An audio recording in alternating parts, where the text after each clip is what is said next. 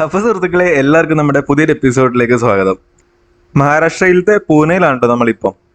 സുരൂർ എന്ന് പറഞ്ഞൊരു സ്ഥലത്താണ് നമ്മൾ കഴിഞ്ഞ വീഡിയോ എൻഡ് ചെയ്തിരുന്നത്. ഇന്നലെ നമ്മൾ സുരൂരിൽ ഒരു പെട്രോൾ പമ്പിൽ ക്യാമ്പ് ചെയ്തായിരുന്നു. നമ്മളുടെ ഈ ഒരു INB ട്രിപ്പിൽ, ഇന്ത്യ നേപ്പാൾ ഭൂട്ടാൻ യാത്രയിൽ, സ്കൂട്ടർ യാത്രയിൽ നമ്മൾ ചില ദിവസങ്ങളിലൊക്കെ അങ്ങനെയാണ് ഏതെങ്കിലുമൊക്കെ പെട്രോൾ പമ്പുകാരുടെ കൈയും കാലൊക്കെ പിടിച്ച് അവിടെ ക്യാമ്പ് ചെയ്യാറാണ് പതിവ്. അപ്പൊ അവിടെ നമ്മൾ നേരെ പൂനെയിലേക്ക് വന്നു. പൂനെയിൽ വന്നിട്ട് ഇവിടുത്തെ ഒരു ബഡ്ജറ്റ് ഫ്രണ്ട്ലി ആയിട്ടുള്ള ഡോർമെട്രി കിട്ടി. അപ്പൊ ഇവിടെ ഈ കാണുന്ന സ്ഥലത്ത് ബാക്ക് പാക്കർ ഹോസ്റ്റൽ എന്ന് പറഞ്ഞ ഈ ഒരു സ്ഥലത്ത് ഡോർമെട്രി എടുത്തു കേട്ടോ. ഇത് സിനഗഡ് എന്ന് പറഞ്ഞൊരു സ്ഥലമാണ്. പൂനെ സിറ്റിയുടെ അവിടെ നിന്ന് കുറച്ച് മാറിയിട്ടുള്ള ഒരു സ്ഥലമാണ്.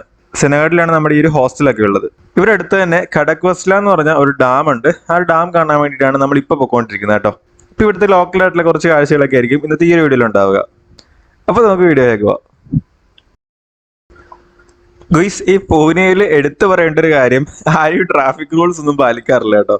നമ്മൾ കേരളം വിട്ട് ദൂരേക്ക് പോകും തോറും ആളുകളുടെ ഡ്രൈവിംഗ് സ്കില്ലും ആ ഒരു ട്രാഫിക് മര്യാദകളും എല്ലാം വളരെ വളരെ കുറവാണ് കേട്ടോ.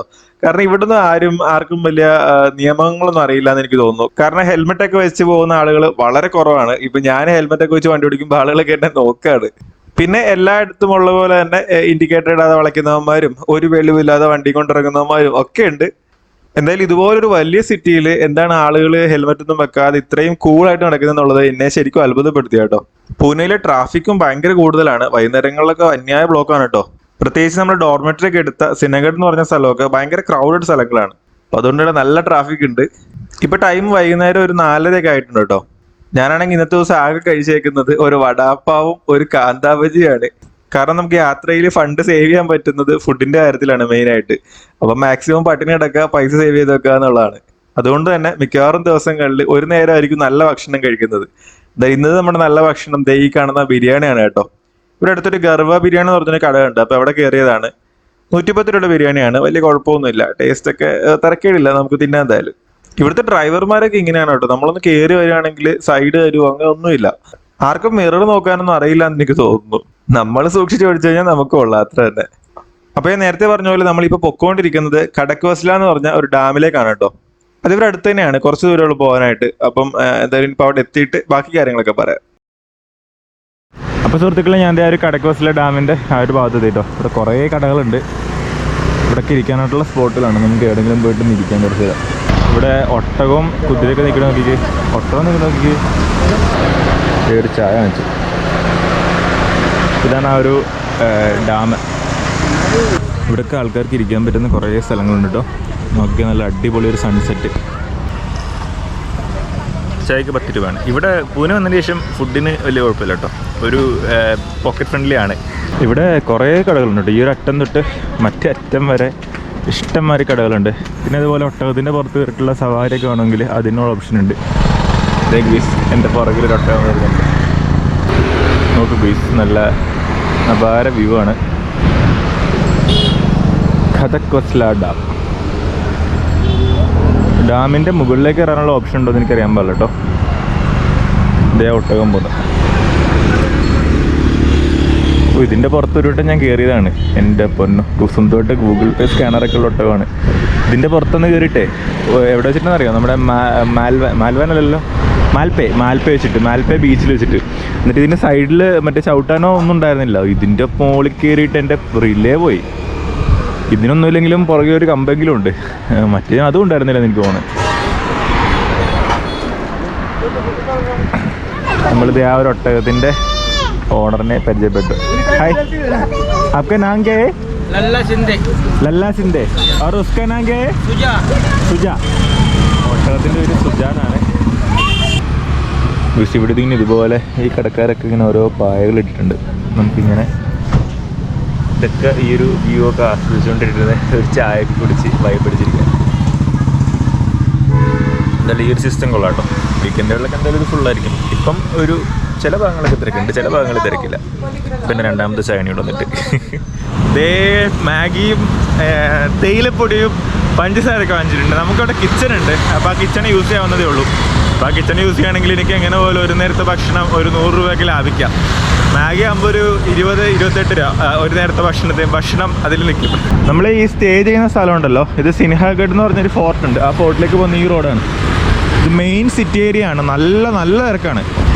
ഇതൊരു ഹോസ്പിറ്റലാണ്. ഈ ഹോസ്പിറ്റലിൻ്റെ സെയിം ബിൽഡിംഗ് തന്നെയാണ് ആ ഒരു ഹോസ്റ്റലൊക്കെ വരുന്നത്. കണ്ടത് ഇവിടുത്തെ ബസ്. നമ്മുടെ ഹോസ്റ്റൽ ഇവിടെയാണ്, ഇതിൻ്റെ ഉള്ളിലാണ്. Back packers hostel. English paper ഉള്ളതുകൊണ്ട് ഞാൻ ചെയ്യുന്നത് നൂഡിൽസ് ഉണ്ടായി. പക്ഷെ ഇത് കഴിക്കാനായിട്ട് സ്പൂണൊന്നുമില്ല ഇവിടെ, കൈകൊണ്ട് തിന്നേണ്ടി വരും. അപ്പോൾ ഗയ്സ് ഗുഡ് മോർണിംഗ്. ഇന്നലെ കിടന്നപ്പോൾ 2 മണിയായി. എന്തെങ്കിലും ഫുഡ് കഴിക്കാം. ഇവിടെ അടുത്തൊരു സുപ്രസിദ്ധ ചാഹ ആനി സ്നാക്സ് എന്ന് പറഞ്ഞിട്ടൊരു കടയുണ്ട്. തുറന്നിട്ടുണ്ടോ എനിക്കറിയാൻ വെള്ളം പോയി നോക്കാം. ഇവിടെ അടുത്ത് തന്നെയാണ്.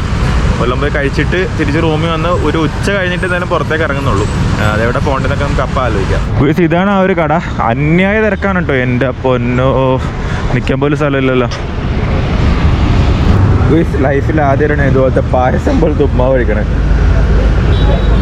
ഇത് സോവാണ് കേട്ടോ. ഗയ്സ് വലിയ പ്രതീക്ഷയിൽ പോയിട്ട് ഞാൻ തിന്നാണ് കേട്ടോ. ഭയങ്കര തിരക്കുമായിരുന്നു അവിടെ. നിൽക്കാൻ പോലും സ്ഥലമില്ലാത്ത അവസ്ഥ, നിന്ന് കഴിക്കാനും പോലും സ്ഥലമില്ല. അങ്ങനത്തെ ഒരു സ്ഥലമായിരുന്നു അത്. ഞാൻ ഇവിടുന്ന് ഉപ്പുമാവും പിന്നെ ഇവരെ മഹാരാഷ്ട്രയിലത്തെ ദേശീയ ഭക്ഷണമായിട്ടുള്ള വടാപ്പാവും ചായയും പറഞ്ഞത്.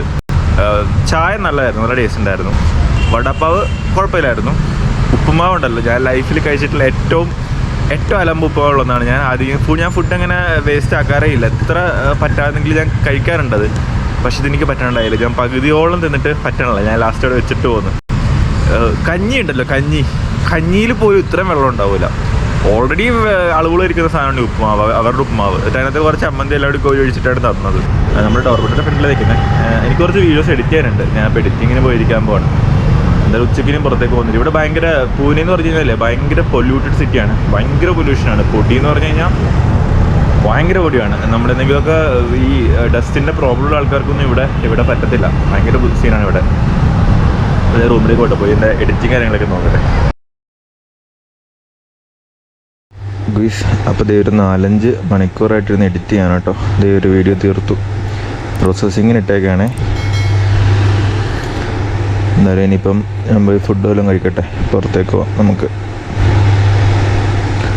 പോയിട്ട് വരുമ്പോഴത്തേക്ക് ഇതൊന്നും ആവുകയും ചെയ്യും. കുറച്ച് സമയം വൈകുന്നേരം 6 മണിയായിട്ടുണ്ട്. ഞാൻ ഇന്നത്തെ ദിവസം ഇവിടുന്ന് പുറത്തേക്ക് ഇറങ്ങിയിട്ടില്ല. രാവിലെ ഉപ്പുമാവ് കഴിക്കാൻ വേണ്ടി ഇറങ്ങിയിട്ട് ആ ഒരു ശ്രമം ദാരുണമായി പരാജയപ്പെട്ട് തിരിച്ചു വന്നിട്ട് പിന്നെ ഞാൻ കഴിക്കാനൊന്നും പോയില്ല. എഡിറ്റ് ചെയ്തുകൊണ്ടിരിക്കുകയായിരുന്നു. ഒരു 5-6 മണിക്കൂർ കണ്ടിന്യൂസ്ലി എഡിറ്റിംഗ് ആയിരുന്നു. എൻ്റെ റിലേക്ക് പോയിരിക്കുകയാണ് ഏറെക്കുറെ.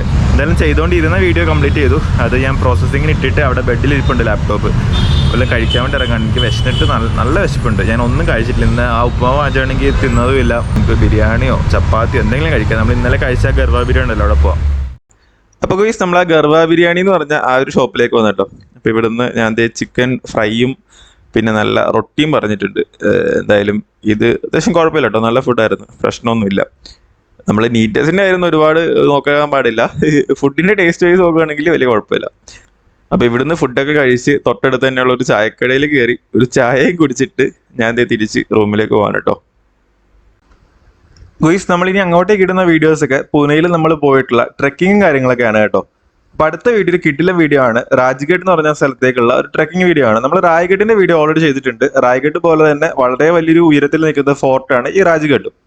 അപ്പോൾ രാജ്ഘട്ടിലേക്കുള്ള ട്രെക്കിംഗ് വീഡിയോസ് ഒക്കെ അടുത്ത എപ്പിസോഡിൽ നമ്മൾ പോസ്റ്റ് ചെയ്യുന്നതായിരിക്കും. അപ്പോൾ എല്ലാവരും പറയുന്ന പോലെ എല്ലാവരും ഹാപ്പി ആയിട്ടിരിക്കുക, സേഫ് ആയിട്ടിരിക്കുക. അടുത്ത എപ്പിസോഡ് ഇടുമ്പം പറ്റുകയാണെങ്കിൽ അതോടെ കാണാൻ ശ്രമിക്കുക. അപ്പോൾ ഓക്കെ, ബൈ.